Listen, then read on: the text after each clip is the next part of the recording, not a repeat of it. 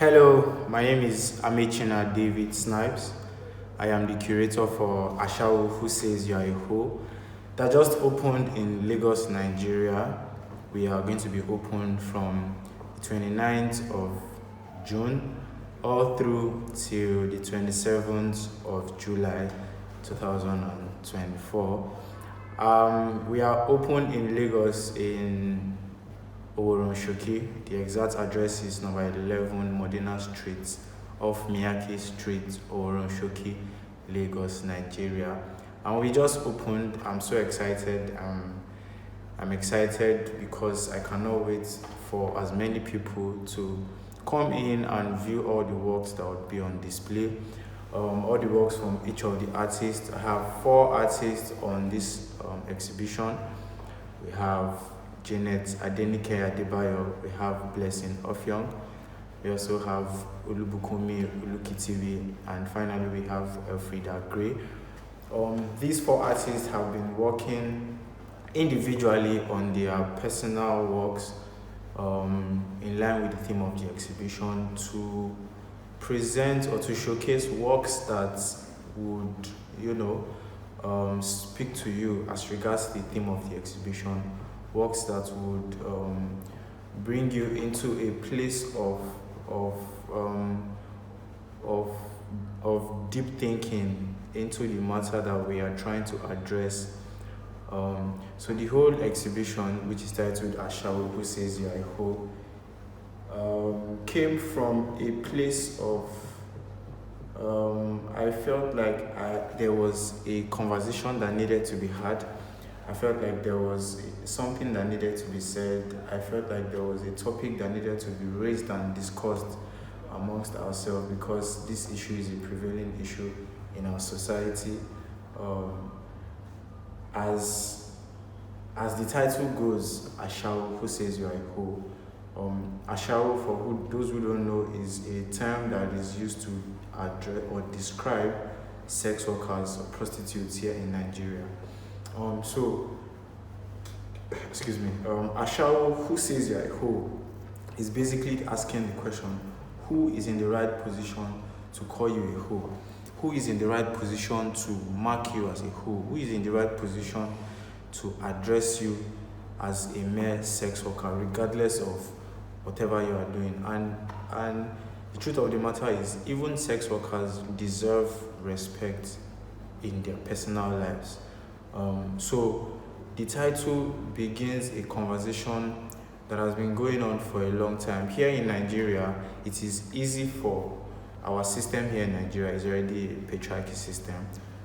So it is,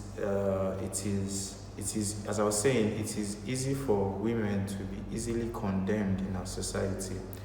And one of the ways which women have been condemned in our society is through this word, this stereotype, this prejudice that is ongoing in our society. We have women that are fending for themselves, doing good for themselves, excelling in their careers, excelling in their studies, and they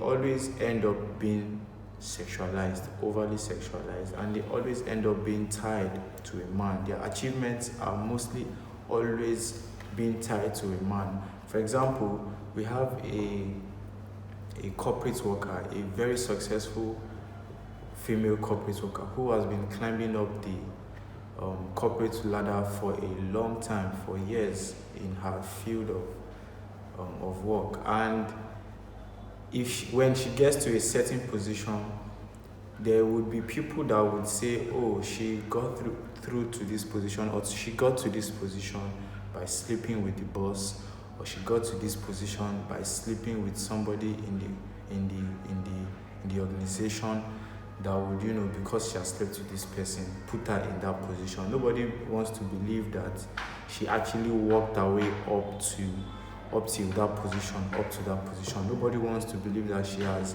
actually earned the right to put in that position. And this thing doesn't just happen in the corporate world. It happens in schools, it happens in churches, it happens in mosques, it happens in our markets, it happens in so many places. There is a particular market here in Lagos, Nigeria, where we call it Yaba Market. A lot of women complain about this Yaba Market because whenever they go there to buy things, they get catcalled, they get touched on without consent, they get harassed both verbally and physically. And this, I personally have experienced this, So all these issues that I have just mentioned now is where the conversation started from. It's where the idea started from. It's where the topic, is where the theme of the exhibition started from. And with the works on display, we are trying to address this issue. We are trying to spotlight this issue. We are trying to raise this topic so that more people can talk about it, so that people can know that this is actually an issue that is happening in our country, in our society. And it can happen to anybody. It could happen to your cousin, it could happen to your niece, it could happen to your mother, it could happen to your daughter, it could happen to your auntie, it could happen to your female friend. 9 out of 10 young women in Nigeria have been sexually harassed, both verbally and physically, and at a very young age. So this is what we are trying to address through this exhibition. So we have 4 artists on this exhibition. We have Frida Gray, we have Oluwabukunmi Olukitibi, we have Blessing Ofyong, and we have Janet Adenike Adebayo. I'm going to start off with Frida Gray's work. Frida Gray's work is titled Hope in Chaos, and it is presented as a dance documentary.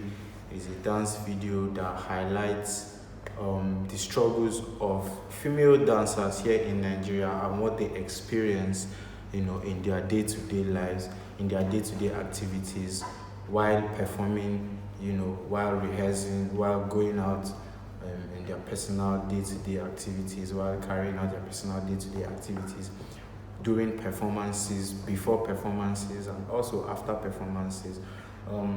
Frida Gray's work started off as an interview from a dancer here in Nigeria who assures women that they are strong and that regardless of whatever they are tagged or whatever they are told or they are called, they should believe in themselves and who they are. And then it continues to showing 4 dancers running out of an uncompleted building into a circle of protesters carrying out placards. On these placards, they have different names written on it. They have different provocative names written on it. Some carried sluts, some carried whores, some carried ASHAWO, some carried prostitute, some carried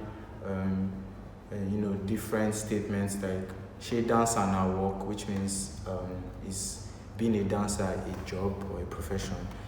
So the idea of this is these 4 women that run into the circle represent female dancers in Nigeria and women generally in Nigeria being put into a system that they have to fight through, that they have to fight against, be put into a system of oppression where their body is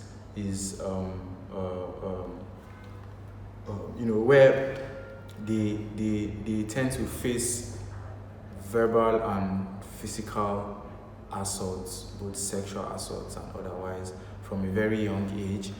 And so the video shows the struggle that these women go through, with powerful movements and a powerful sound, with well choreographed steps. These women, at the end of the day, conquer this circle and break out of this circle.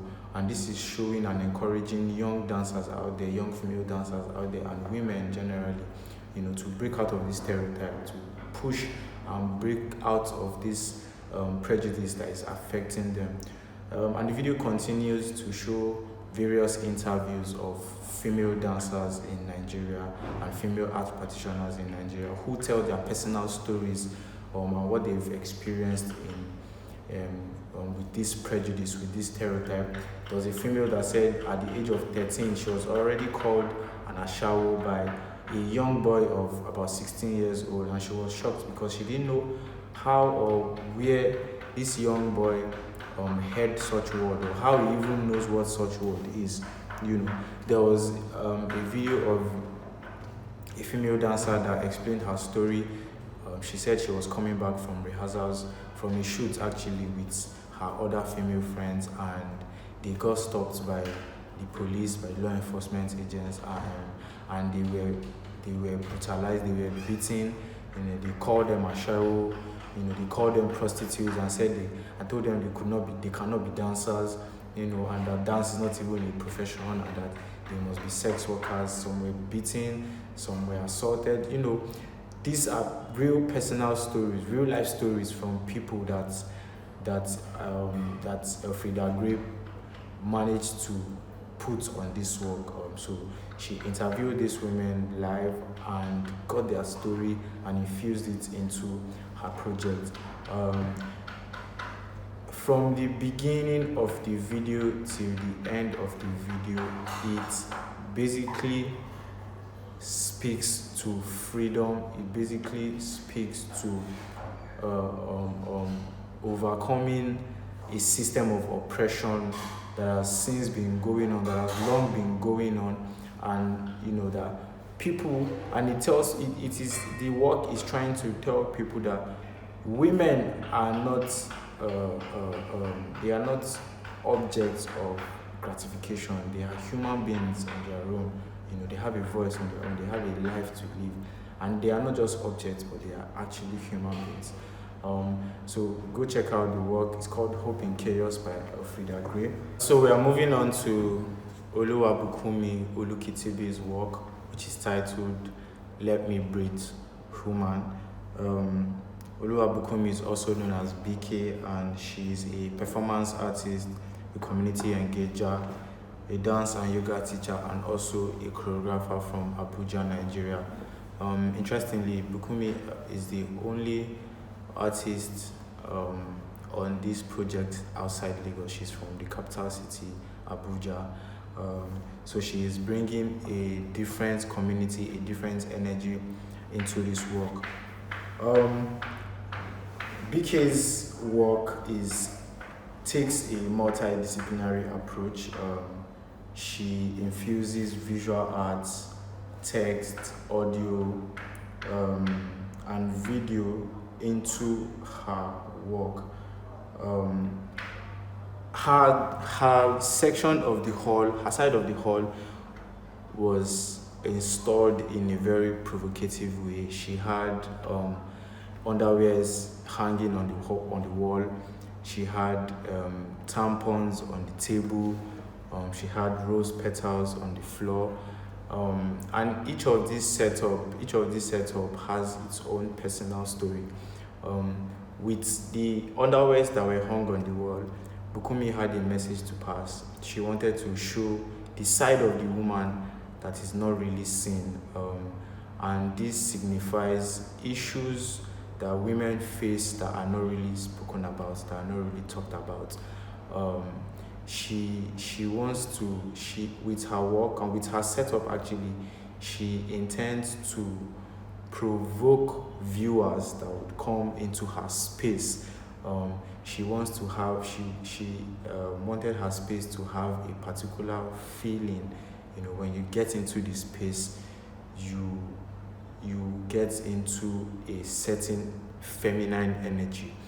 And so hanging underwears on the wall was meant to actually provoke, viewers that would come into the space. But at the same time, it signified the side of the women that are not really talked about. For the tampons on the table that were placed on the tables, she also wanted to talk about the personal side of women and what they go through on their own that they do not, necessarily speak about. Everybody knows, all women know what tampons is, but there are actually men that do not know what tampons are. There are actually people that do not know what tampons are. So with these tampons, BK was trying to speak on the woman and everything that concerns the woman, that everything that the woman entails, personally, and the things that speak to them on a more personal level. BK also had 2 different audios playing. She had an audio of different experiences of people, of women in the hands of men, in the hands of women. She had, at the beginning of the audio, she had a guy and a girl who were talking, and the next thing, the guy said, she was giving off ASHAWO vibes, and she got offended, and she just asked the guy, did you just call me an ASHAWO?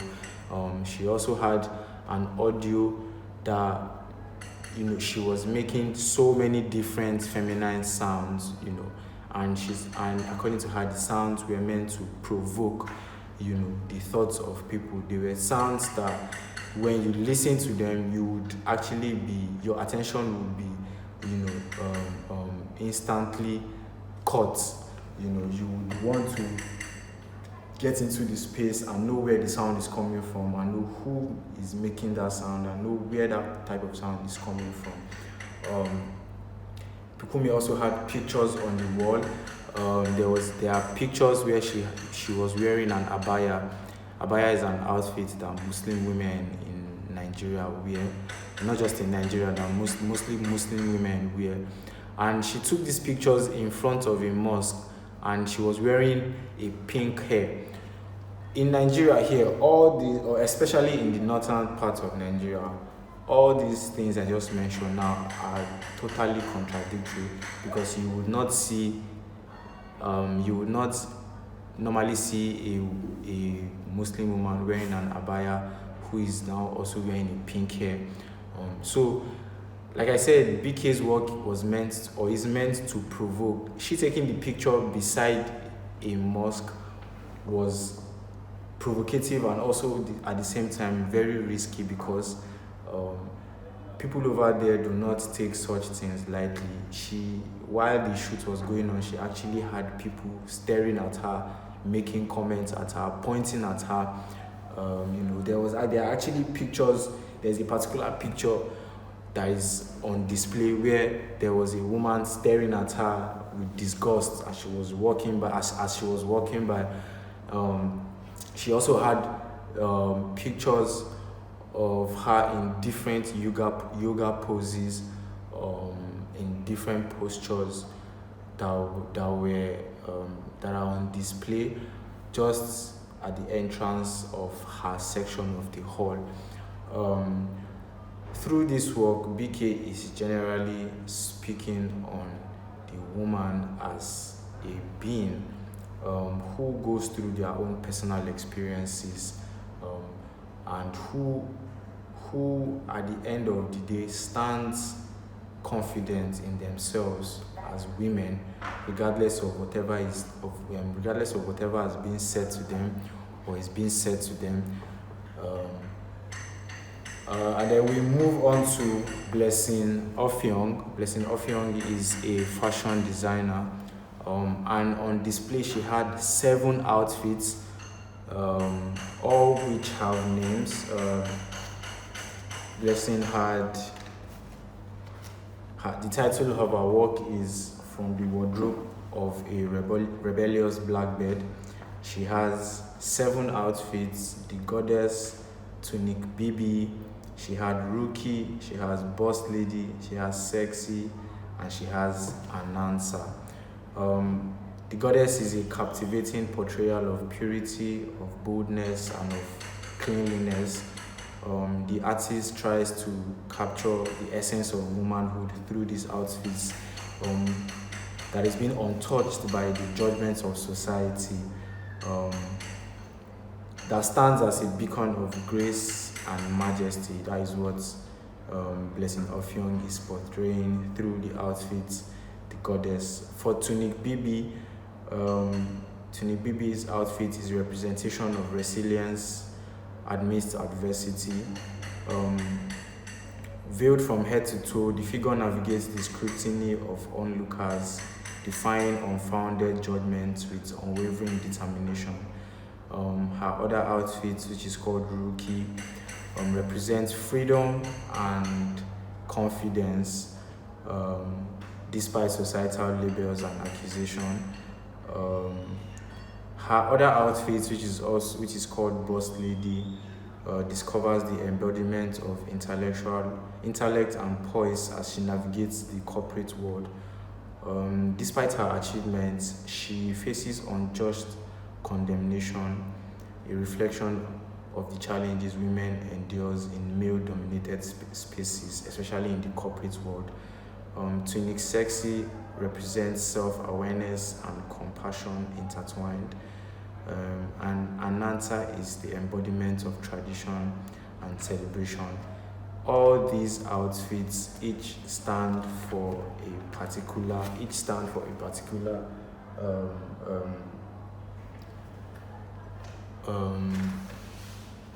voice, so to say, for women. And the story behind these outfits are quite interesting. There was a particular, as explained by Blessing Offiong, there was a particular day she was walking in her neighborhood, and then she happened to pass by a group of boys, and while she was passing, there was also a young lady that just passed by the group of boys, and this young lady was putting on a full Muslim regalia where she was covered from head to toe. And one of the comments that came out from the boys was, "I'm sure she's not wearing anything under that." And she was surprised because this young lady was covered from head to toe, and she was still managed. She still happened to be sexualized at the end of the day. These boys did not consider that she was totally covered. They still found a way to sexualize her. And this happens everywhere. This happens to anybody. So it doesn't just come from a place of total indecency. When they say women are being sexualized because of how they dress or what they wear, this doesn't just happen to women who have been stereotyped under the word indecent dressing.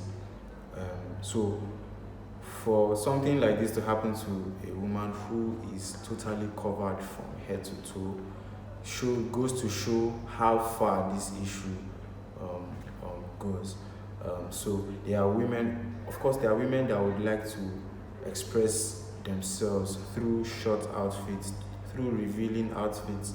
This doesn't give anybody the right to call them hoes or the right to call them prostitutes, or the right to overly sexualize them. These women have a reason. They have their form of expression. They have their mode of expression. This is what they are comfortable in. This is what her outfit, Tunic Sexy, is about. Speaks about. It speaks about being comfortable in your own form of expression. Tunic BB speaks about being confident, regardless, even if you are covered from head to toe, people can still sexualize you, but at the end of the day, you know who you are, you know what you want to do with your life, you know how far you are going, and so none of these none of these side talks should get to you. And the entirety of Offiong's projects or Offiong's outfits speak to self-expression, especially through fashion, especially through what women wear and how they wear what they wear, and why they wear what they wear. And so with her 7 outfits, Blessing Offiong stands for different women across different sectors of life. Her outfit, Boss Lady, represents the women in the corporate world who, even in a corporate setting, even with their corporate attires, they are still sexualized. They still experience or pass through this thing or go through this thing in the hands of their male counterparts, and even their female counterparts. Um, um, and so Ofyong has pictures on the wall of her wearing each of these outfits in different postures, and she has them hung on the wall, and she has 7 outfits on the mannequin on display, all through the exhibition. And lastly, we have Janet Adenike Adebayo, who has 4 works on display. Her first work is Platonic, and it is an image of 2, a male and a female, playing a game. And what this signifies is platonic friendship. Through this work, Janet Adebayo is trying to say that as a woman, she would appreciate platonic friendship from men. It is very easy for men to demand sex from their female friends, from their female counterparts, while throwing away years of mutual friendship, while throwing away years of trust that has been built up by these women with them. We have people that have been friends for 5 years. We have women that have been friends with men for 5 years, for countless years, and they complain that out of nowhere their male friends are trying to demand for sex, and this ruins the friendship, and it hurts them because this is a friendship that they hold dear to them. And so Platonic speaks to Platonic as a work speaks to platonic relationships between men and women, and encourages more platonic friendships between men and women, encourages more mutual friendships without sex being involved, without romance being involved, just on a platonic level. And we move on to a body or a tool. What do you see? And this is one of the most common things that happen to women, because they are always automatically sexualized once they are seen or wherever they are, And Jane is with this work. Jane is trying to say, what do you see when you look at a woman? Do you see a body, or do you see a tool? Do you see the body of a woman that has ambitions, that has goals, that has dreams and aspirations, that is working, that is striving hard, that is taking care of herself, that is learning in school, that is teaching? Do you see a body, or do you see a tool? Do you see a body for sexualization, a body that could be raped, a body that could be insulted, a tool rather that could be raped, a tool that could be insulted, a tool that could be used and dumped, a tool that could be carelessly handled? Or do you see a human being? And she has 2 of these works, for a body and a tool. And lastly, she has hysterectomy, and this speaks to the issues that also happen in the health sector.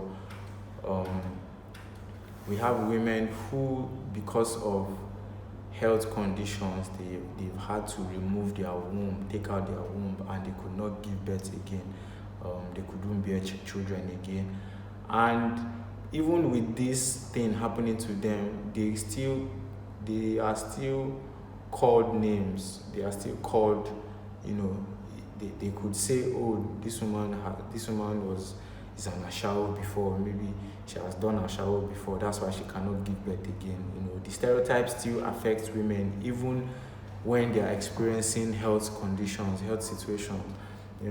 So hysterectomy addresses this issue.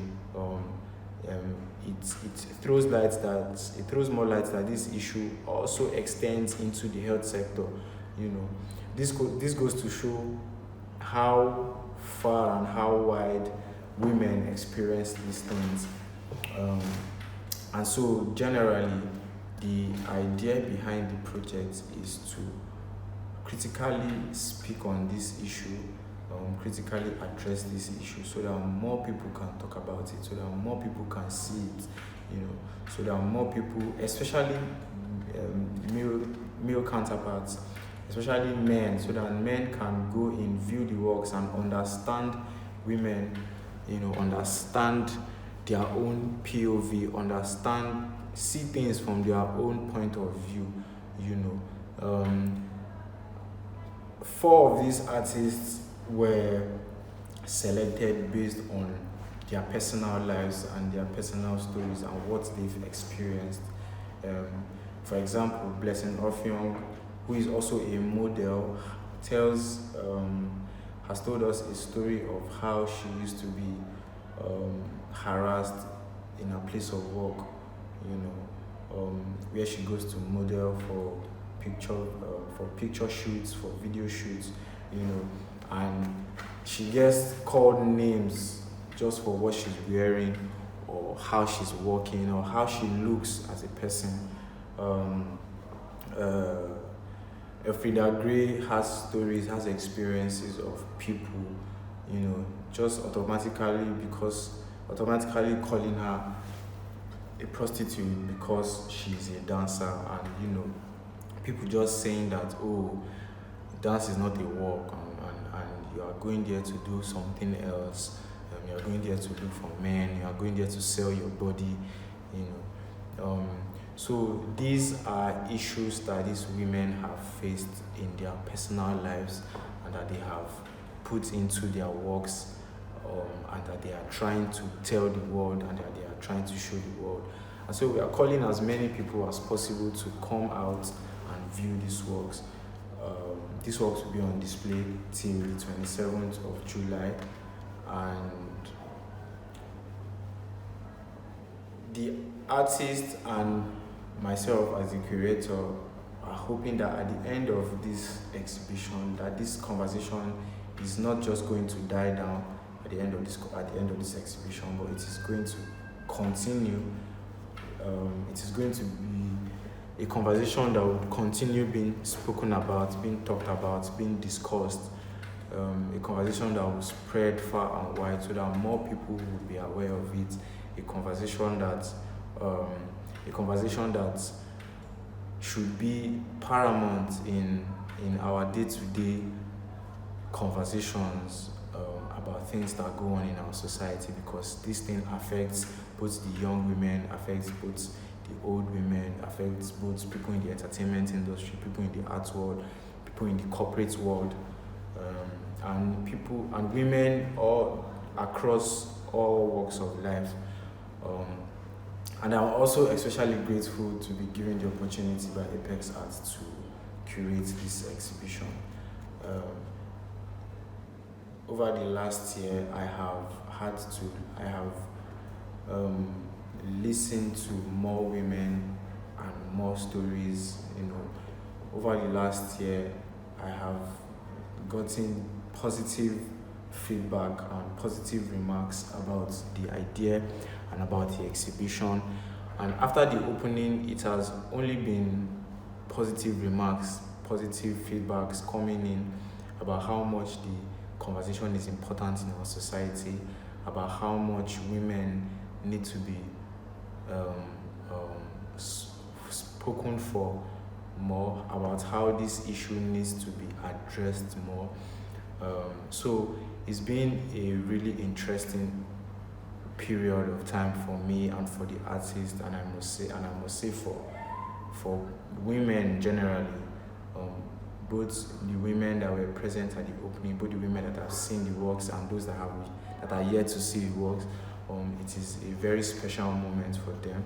As the curator, one of the reasons why I decided to do this project was because I wanted to challenge more of my male counterparts to have a hand in this discussion, to lend a voice in this conversation,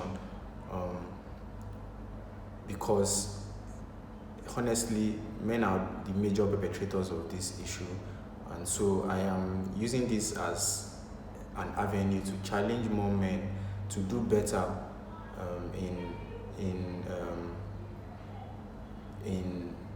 encouraging for a safer environment for women, and even to women too, because the bitter truth is that women are also women also have a hand, in why this issue is as bad as it is now, because victims of this stereotype and this prejudice have also mentioned women as perpetrators of this issue. So generally, this is calling out to everybody to create a better society, create a safer society for a woman, because we have more women coming up, we have young girls that are coming up, that are growing, and this is not the society that we want them to grow into. This is not what we want them to grow into.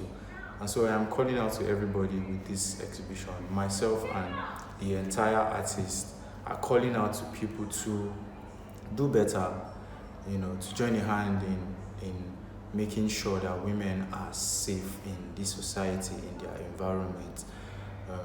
And so once again, I would say thank you to Apex Arts for choosing this exhibition idea in the first place.